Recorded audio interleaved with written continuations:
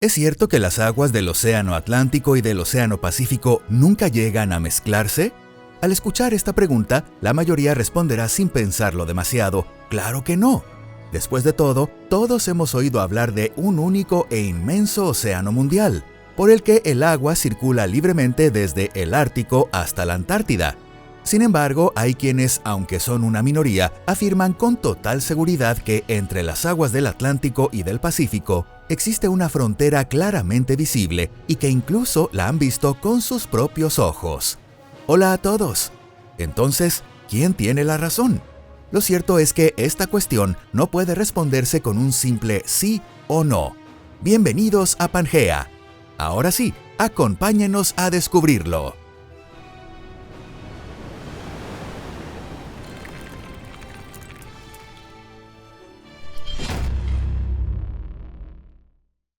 El Océano Mundial. Puede que esto decepcione un poco a quienes disfrutan de las historias más sensacionalistas. Desde un punto de vista científico, los 5 océanos de la Tierra, los 3 grandes, Atlántico, Pacífico e Índico, y los 2 más pequeños, Ártico y Antártico, forman parte de un único océano mundial, cuyas aguas circulan constantemente por todo el planeta. Las aguas del mar están en movimiento permanente y se mezclan unas con otras debido a las corrientes marinas, los vientos, la rotación de la Tierra e incluso las diferencias de temperatura.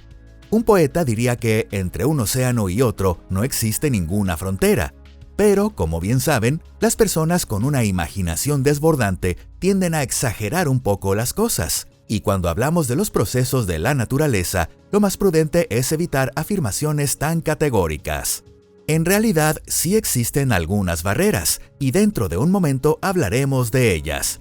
Por ahora, basta con tener presente que, al menos en teoría, una molécula de agua del Atlántico puede llegar hasta el Pacífico y más tarde desplazarse incluso hasta las costas de la Antártida. Este intercambio de aguas lleva produciéndose de forma ininterrumpida desde hace millones de años. Entonces, ¿cómo debemos interpretar las afirmaciones de personas aparentemente fiables que aseguran haber visto una frontera perfectamente definida entre 2 océanos y presentan numerosas fotografías y videos como prueba? En otras palabras, ¿existen realmente procesos capaces de hacer que 2 enormes masas de agua parezcan o incluso estén separadas por una especie de barrera? ¿Por qué puede verse la frontera entre 2 mares? Siguiendo la fórmula de siempre, lo habitual sería mantener el suspenso, dejar que todos imaginen distintas posibilidades y solo al final revelar la respuesta. Pero como muestra de respeto a todos los que están suscritos al canal, esta vez quiero empezar directamente por la conclusión, respondiendo sin rodeos a la pregunta: ¿por qué a veces la frontera entre 2 mares se ve con tanta claridad?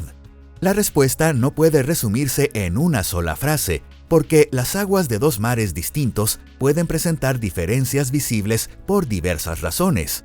La principal razón por la que el agua del mar no se mezcla de inmediato, sino de forma gradual, es la diferencia de densidad, que depende sobre todo de la temperatura y de la salinidad.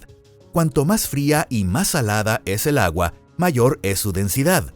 Cuanto mayor es la diferencia de densidad entre 2 masas de agua, más lentamente se mezclan entre sí. El agua cálida es más ligera que la fría, y si además contiene menos sal, la diferencia de densidad se vuelve aún más marcada. Cuando chocan 2 masas de agua con distinta densidad, da la impresión de que se repelen mutuamente. Aunque pensándolo bien, quizá hasta la expresión "da la impresión" resulte innecesaria en este caso. A veces las enormes masas de agua del Atlántico y del Pacífico parecen comportarse como si fueran 2 seres vivos, 2 rivales de fuerzas iguales que se resisten a cruzar la línea que decidirá cuál de los 2 es más fuerte. Por supuesto, esto no es nada más que una metáfora. En el mundo real, ese aparente rechazo entre las aguas no depende de ninguna voluntad, sino que se explica por las leyes de la física. Como consecuencia de estos factores, el océano mundial desarrolla una estructura de varias capas que, durante cierto tiempo, pueden deslizarse unas sobre otras o avanzar en paralelo sin mezclarse apenas. En oceanografía, estos fenómenos se describen mediante términos como haloclina, termoclina y picnoclina. La haloclina es una capa donde la salinidad cambia bruscamente, la termoclina donde existe una fuerte gradiente de temperatura y la picnoclina donde se produce un cambio importante en la densidad del agua. Cuando estas capas entran en contacto pueden producirse fenómenos realmente sorprendentes. En la superficie pueden aparecer largas franjas de espuma o incluso una línea increíblemente recta y nítida que separa aguas de distinto color y que puede verse a simple vista. Los lugares donde dos mares se encuentran pero no se mezclan de inmediato reciben el nombre de frentes oceánicos.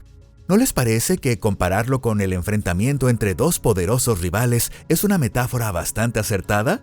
Al fin y al cabo, a los científicos también les gustan las metáforas más de lo que uno imagina. Curiosamente, cuando se habla de ejemplos de mares que no se mezclan, el Golfo de Alaska suele ser el caso más citado. Es uno de los lugares más famosos del planeta donde puede apreciarse a simple vista una frontera claramente definida. Desde un lado del barco, el agua presenta un intenso color azul oscuro, casi negro, mientras que al otro lado adquiere un tono turquesa, claro o incluso blanquecino. Existen innumerables fotografías y videos que muestran este paisaje tan increíble como impresionante. Y, en efecto, se trata de un ejemplo real del encuentro entre masas de agua con distinta densidad y temperatura. Sin embargo, aquí no chocan las aguas del Pacífico y del Atlántico, sino las del Pacífico con una enorme corriente cargada de agua procedente del deshielo de los glaciares de Alaska. Esa corriente de color más claro contiene enormes cantidades de agua dulce procedente del deshielo de los glaciares de Alaska. Como resultado, es mucho más ligera y mucho menos salada que el agua del Océano Pacífico, cuya salinidad y densidad son mayores. En esencia, se trata del mismo tipo de fenómeno físico que ocurre cuando se encuentran el Pacífico y el Atlántico. Sin embargo, si buscamos el ejemplo más representativo de la frontera entre el Atlántico y el Pacífico, lo más apropiado es fijarnos en el frente oceánico situado cerca del Cabo de Hornos. Un fenómeno muy parecido también puede observarse donde se encuentran el Atlántico y el Índico, cerca del Cabo de Agulhas, en el extremo sur de África. Además, en el estrecho de Gibraltar, donde se unen el Mediterráneo y el Atlántico, el encuentro entre masas de agua con distinta densidad y temperatura da lugar a un fenómeno algo diferente. Veamos ahora estos tres casos con un poco más de detalle. Aunque a primera vista parezcan fenómenos muy distintos entre sí, en realidad comparten la misma esencia. Y es que todos obedecen a las mismas leyes físicas, originadas por la interacción entre masas de agua con propiedades físicas y químicas diferentes. Cabo de Hornos. Aquí, en el extremo más austral de Sudamérica, chocan realmente los dos océanos más grandes del planeta, el Pacífico y el Atlántico. Es cierto que la frontera en el embravecido pasaje de Drake está muy lejos de ser una línea perfecta, como la del Golfo de Alaska, pero aún así ofrece un espectáculo de una fuerza impresionante. En estas aguas casi siempre se levantan olas gigantescas. Cerca de la frontera aparece una enorme franja de espuma y sobre ella una fría niebla se desplaza sin cesar. A ambos lados el mar luce un intenso color azul o un gris acerado, mientras las crestas blancas de las olas cubren toda la superficie. La frontera entre ambos océanos no parece una línea fina, sino una inmensa franja de mar permanentemente agitado que, en algunos puntos, puede alcanzar varias decenas de kilómetros de ancho. Las aguas del Pacífico son ligeramente más cálidas y menos saladas, mientras que las del Atlántico son más frías, tienen una mayor salinidad y, por lo tanto, también una mayor densidad. En esta región, la salinidad media del Pacífico oscila entre 34 y 34,5%, mientras que la del Atlántico se sitúa entre 34,5 y 35%. Puede parecer una diferencia insignificante, pero en realidad es más que suficiente. La combinación de las diferencias de temperatura, salinidad y densidad da origen al frente oceánico que se forma en esta zona. Sin embargo, paradójicamente, los alrededores del pasaje de Drake son precisamente el lugar donde la mezcla de las aguas se produce con mayor intensidad. El responsable de este fenómeno es la corriente circumpolar antártica, la corriente oceánica más poderosa del planeta. Esta gigantesca corriente transporta enormes volúmenes de agua alrededor de la Antártida, mezclando activamente las aguas del Atlántico, el Pacífico y el Índico.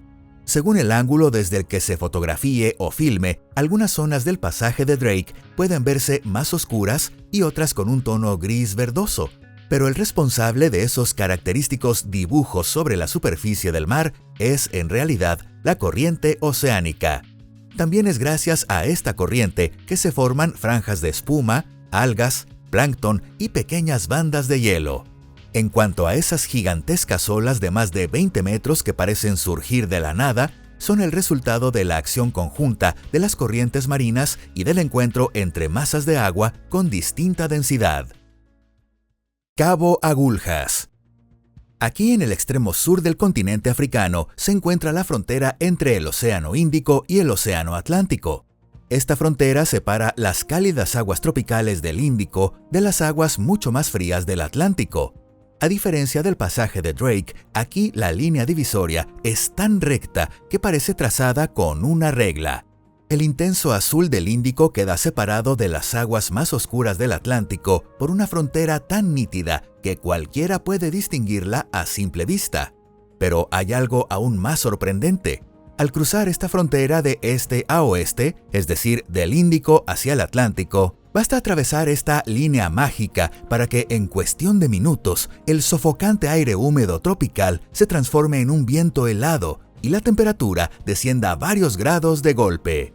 Las aguas de ambos océanos son tan diferentes que, antiguamente, los marineros aseguraban que al pasar las aguas del Atlántico a las del Índico, el barco parecía reducir bruscamente la velocidad.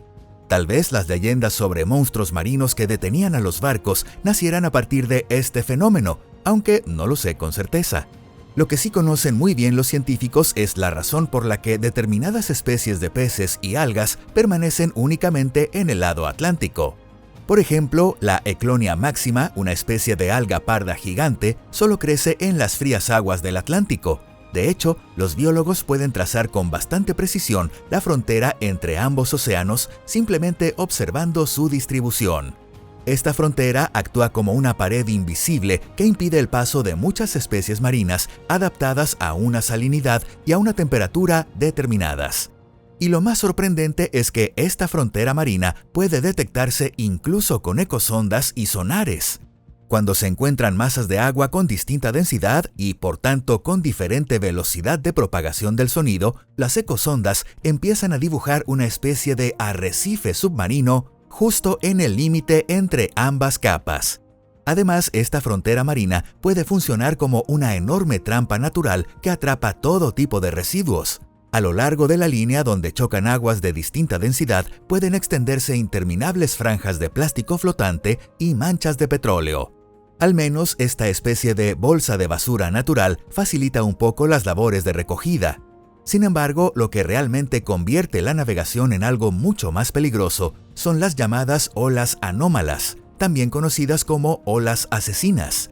Estas aparecen cuando la poderosa corriente cálida que rodea el Cabo Agulhas choca con la fría corriente que avanza desde el Atlántico.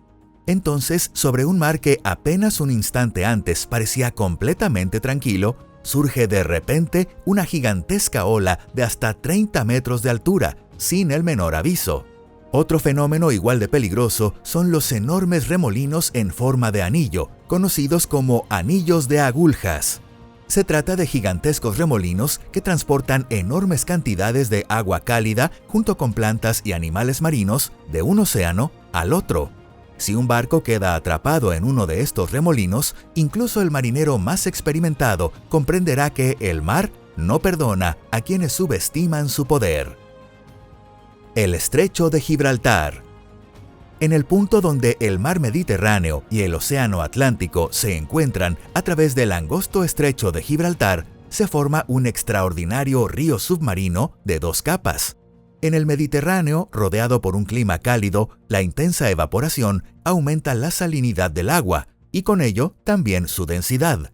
Esta agua mediterránea más pesada se hunde al llegar al estrecho de Gibraltar y forma la capa inferior de un río submarino que fluye hacia el Atlántico a una velocidad de entre 0,5 y 1,5 kilómetros por hora. Mientras tanto, el agua del Atlántico, menos salada y más ligera, circula por la capa superior y atraviesa el angosto estrecho en dirección al Mediterráneo a una velocidad de entre 1 y 3 kilómetros por hora, aproximadamente el doble que la corriente inferior.